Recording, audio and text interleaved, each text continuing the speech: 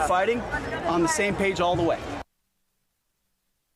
And that's the U.S. Defense Secretary Pete Hegseth. Well, for more on this, let's cross over to the United States and speak with one of the Republican Party's top strategists, Erol Morkoç. Good to see you, Erol. So, according to the New York Times, as well as sharing plans to bomb Houthis in Yemen, with a reporter from The Atlantic magazine on that Signal messaging app, Pete Hegseth had shared similar details with his wife and his brother on another group chat using that same commercial messaging app. So how much trouble is Mr. Hegseth in?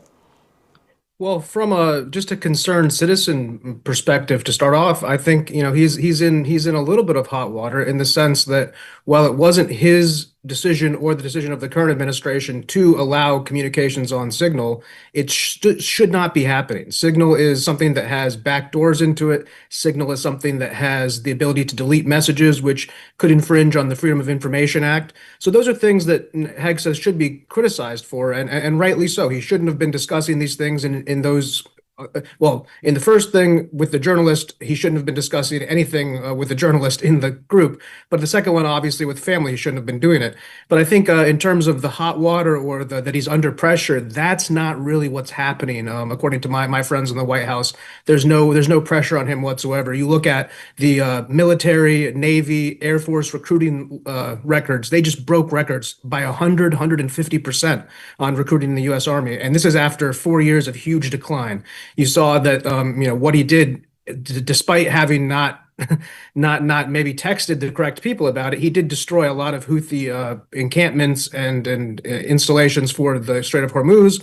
That was something that was a gift to the world. The U.S. isn't even the top 5 user of that canal. So those are things that the White House is looking at. They're saying, okay, our Secretary of Defense has gotten engagement back up. He's gotten men joining the Army again, and we've got more free trade through the world. So while this is not a good thing, and I'm not here to spin Pete Hegseth's behavior as a positive, it's not a career-ending injury and something that the president has forgiven him for. So basically, senior Democrats who've been calling for the defense secretary to be removed from his position, that's not likely to happen. It's unlikely. These are the same people who also voted against his confirmation. These are people who said that he's a white supremacist because he has a Christian tattoo. It's not a white supremacy tattoo. These are the same people who've been against them all along. And ultimately, they're going up against the first Secretary of Defense who've actually increased recruiting. People want to come and fight in Pete Hegseth's army.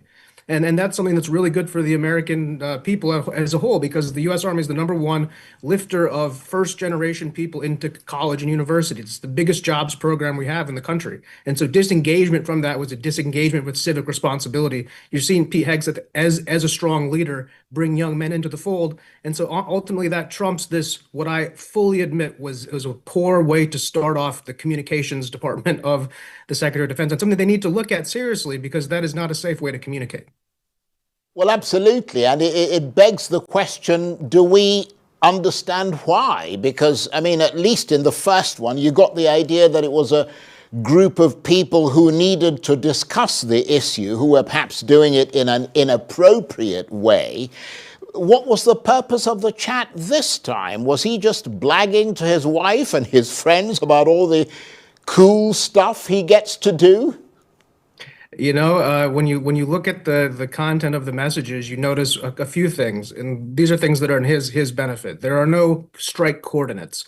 They're not the type of specifications that would actually have been, highly classified details. But they are things that are sensitive and or should not have been shared. So in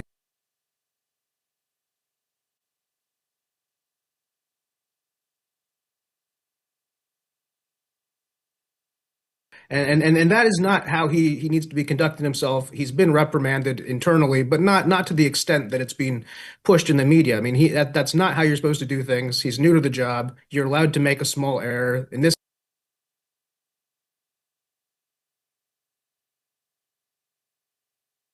but luck will only get you so far. I think your analysis is actually pretty right, Charles. It doesn't look good. It doesn't look good, but it's not the end of the world, and it's not the entire focus of the U.S. Defense Department.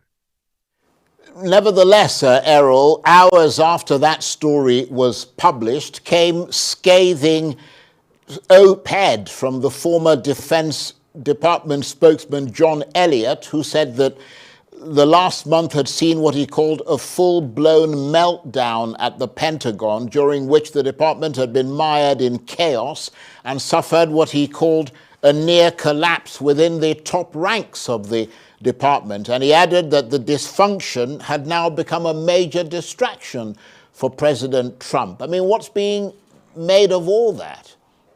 A couple things. On the first hand, it is fair to mention that this is a disgruntled, fired former staffer, somebody who has a bone to pick, and that happens oftentimes. But it's really important you brought this up, because what has come out is that Pete Hegseth and other people in Trump's circle very much appears to have stopped a bombing attempt on Iran. There was going to be war plans led by Israel, reports out internally and publicly showing that Pete Hegseth was very firm in trying to find a diplomatic solution first. And there was a lot of people in Washington who are very pro-war, very Iran war hawk type people. And so if this is true, if the Secretary of Defense and Tulsi Gabbard and all of them were able to convince President Trump to push for peace one more time, then that certainly is inviting a lot of attacks on him, and that's something that we can see here. I'm not saying that that's the only reason why he's being criticized, but that is certainly something that comes into play, because a lot of people have had a vested interest in a war with Iran for many times, and having a Secretary of Defense who pulled the plug on that kind of a mission obviously would invite more criticism, especially from the neocons that still exist on the Republican side of the ticket. So I think there was chaos. There was chaos in deciding what to do in regard to the enrichment of uranium, and President Trump ultimately listened to his advisors and decided to pursue a path of detente and peace, and that might be what has been attracting some of the negative headlines. Well, I want to thank you very much indeed. I know you were busy in a meeting and you took the time to talk to us, and we appreciate that very much. Erol Morkoç is a chief Republican strategist, and he was talking to me on the line there from California. And you're watching Prime Time. More than 100